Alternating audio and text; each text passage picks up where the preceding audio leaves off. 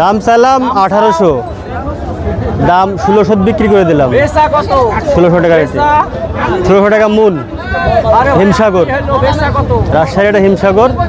আজকে বাজার কম, আমদানি বেশি, এজন্য বাজার একটু কম। মানে গত বছর তুলনায় দাম কি কম? গত বছরের চাইতে দাম খুব কম নাই তা না, কিন্তু আজকে বাজারটা কম।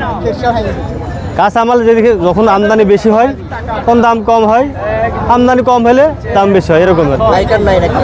হ্যাঁ, পাইকার আসেনি? না না, পাইকারি না। আপনার কতগুলো বাগান, কি অবস্থা? আছে মোটামুটি খাটো বড়। আমার মনে করেন ছোট বাটি, আমি তাও মনে করেন যে 250-300 মণ আম আছে।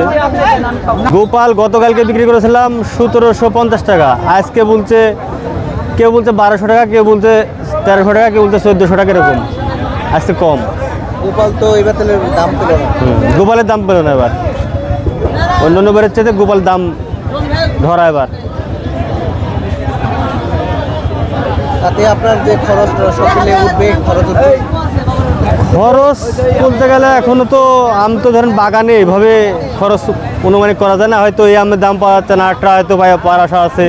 যদি পরবর্তীতে দামটা একটু পাওয়া যায় তাহলে হয়তো ওই মানে লসটা উঠে আসবে, এরকম।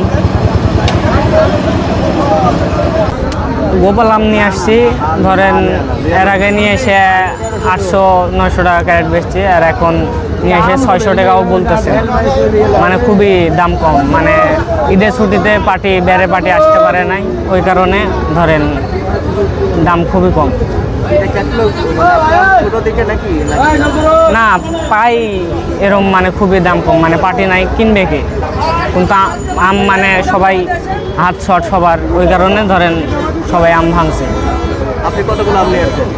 আমি এর আগে এক গাড়ি নিয়ে আসছি, নিয়ে এসে হচ্ছে মানে দিছি, ঘরে দিছি, দিয়ে এটাতে মানে আটকা পড়ে গেছে, মানে খুবই আমদানি হয়ে গেছে। ঈদের কারণে নিচ্ছে না? হ্যাঁ, ঈদের কারণেই নিচ্ছে না। এবার আশা করি যে লসে যাবে। কদিন পর কি দাম বাড়তে পারে? এখন ধরেন ওইভাবে বলা যাচ্ছে না। এখন যদি ব্যাপারে ঠিক মতন যদি ভালোভাবে যদি নামে, তাহলে ইনশাল্লাহ দাম বাড়বে আশা করি।